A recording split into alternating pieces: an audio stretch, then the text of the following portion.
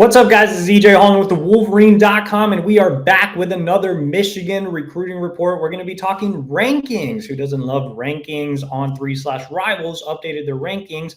So we're going to be talking about 5 industry rankings risers. Before we do that, make sure to like this video, subscribe to our YouTube channel for free, get notifications every time we drop new videos. And as always, subscribe to the Wolverine.com. Use that promo code UM1. That's $1 for 2 months over at the Wolverine.com. Get exclusive insider information on everything Michigan recruiting, the team, transfer portal, basketball, and so much more. Plus, you get to be part of a message board community with thousands and thousands of users. All right, guys. So, like I said, On3/Rivals updated their rankings. So, for those of you that are out of the loop, On3 purchased Rivals. The sites have merged. The old Rivals rankings are gone. The On3 rankings have been updated. The On3 rankings have changed their name to Rivals. So hopefully that makes sense for everybody. Because of this, the industry rankings were impacted heavily. The industry ranking tool, which is now being labeled the Rivals industry ranking tool, takes into account Rivals, ESPN, and 24/7. So 33% each equates to the new industry ranking. So it's an evenly distributed system, and that spat out new rankings with dramatic changes. Some very positive for Michigan. We'll start off with running back commit Jonathan Brown out of Ohio, who has moved up 345 spots. Jonathan Brown now ranked in the 600s in the industry, but he was a guy when he committed to Michigan last month, didn't even have an industry ranking. Nobody knew who this dude was, man. Like, he just announced at midnight one day to the surprise of many Michigan fans. He was flying under the radar completely. He had a couple of, I think he only had one Power 4 offer, and he had a handful of G5 offers, but he definitely wasn't a household name on the recruiting trail. But Michigan running backs coach Tony Alford really liked what he saw from him at camp. Brown actually camped for Alford twice this summer, posted some really good testing times. And I think that the recruiting services have all had a chance to take a deep dive on his film, see some of that potential, see some of the testing times translate. I think Brown could be a guy that rises up a little bit. I do think he's a 3-star prospect, but he's certainly not an unranked, under the radar guy anymore. People definitely know who he is. And so I think he's an intriguing running back to take that could develop into a serviceable ball carrier in the rotation down the line, and is a nice compliment if Michigan is able to land the big fish, Savion Hyder.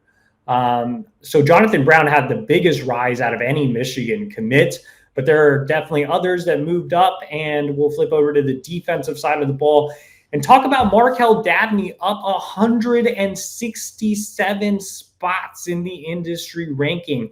I think a lot of people question Markel Dabney's commitment, and prior to this rankings update, he was ranked somewhere in the 800s, I believe, but up 167 spots. Now the 650 prospect in the country, which is still too low. I mean, he's a 3-star across the board, but I've long said that I think Markel Dabney is really underrated. I have him ranked as a 4-star prospect. He's a guy who, when evaluating the linebacker position, which is kind of difficult, I look for a few key things. And one is, can you run sideline to sideline? The answer is yes for Dabney. Are you comfortable in coverage? The answer is also yes. Dabney has experience playing safety. He's very comfortable in coverage. And can you just make plays, man? Are you an athletic guy? Do you show plus athleticism? And the answer is yes for Dabney. He put up some really good statistics last year as an actual linebacker. Also had 1,000 yards receiving, which you don't really see often at the linebacker position. So yeah, I really like Dabney. He checks a lot of boxes for me. I think he's still underranked, but good to see him get a much needed bump in the industry ranking. All right, let's go with Alistair VJO, defensive lineman out of Liberty Hill, Texas, moved up 123 spots. Much deserved for Vallejo. He's a guy who really flew under the radar as well early on in the cycle before kind of starting to see his recruitment pick up in the spring. It really came down to Michigan and Notre Dame in the summer. Obviously, Lou Esposito punched the little leprechauns in the mouth and won over Vallejo. I think he ended up with a good gem here. Vallejo, 6'3", 310, fits the three technique perfectly, has drawn comparisons to first-round draft pick Mason Graham. I think he's a guy who will continue to climb in the rankings. He's already a top 250 prospect, going from 3-star to top 250 prospect over the course of the last several months. And like I said, moving up more than 100 spots in this update. But I think he's a guy who will continue to climb in the rankings as a senior as more and more services and scouts get eyes on him. All right, let's go ahead and go back to offense. And we'll talk about Bear McCarter, who moved up 101 spots. So McCarter's been interesting, man. Since he's committed to Michigan, he's moved up and down and up and down. He's had these dramatic swings. He's currently ranked as a 3-star, number 477 in the country. He's a 3-star on 2 services, a 4-star on ESPN, which has him ranked as a top 200 recruit. I have him as probably a high 3-star, maybe a low 4-star. Centers aren't really valued that much by the rankings services. It's just not a position that you really grade too high because there's just limitations there from NFL draft projectability to just lack of flexibility along the offensive line to play other positions. I do think McCarter can be a very good guard if needed, but I think he best projects as a center. I don't think that having a center ranked as a high 3-star is really a knock. I really like Jake Winera, who is an All-American center commit for Michigan a couple of cycles ago, and he was a high 3-star. So I think Winera is more of an athletic center, whereas Bear McCarter is more of a brute physical bully of a center. But I think he can be a very, very good center down the line in Ann Arbor. And I think he's kind of starting to settle into that high 3-star, low 4-star range in the rankings.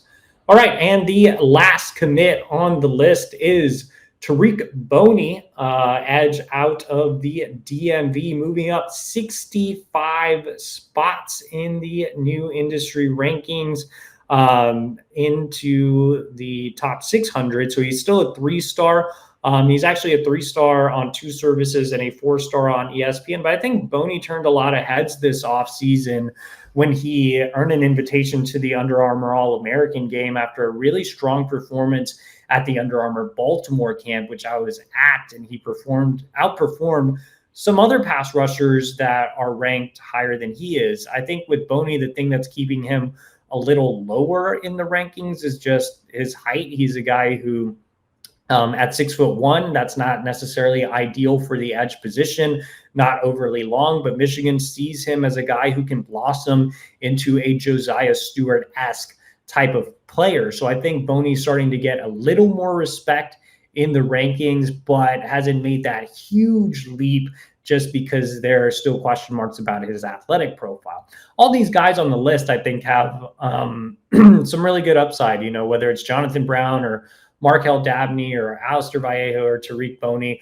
a lot of intriguing players. I would have loved to have seen Mason Bonner added to that group. I think he kind of fits this algo video as well. So, those are the guys that rose up the most, though. So 4 moving up over 100 spots in this update for all the rankings. Make sure to head over to On3/Rivals. And for Michigan specific content, you can always subscribe to thewolverine.com. Use that promo code UM1. That's $1 for 2 months for everything Michigan recruiting.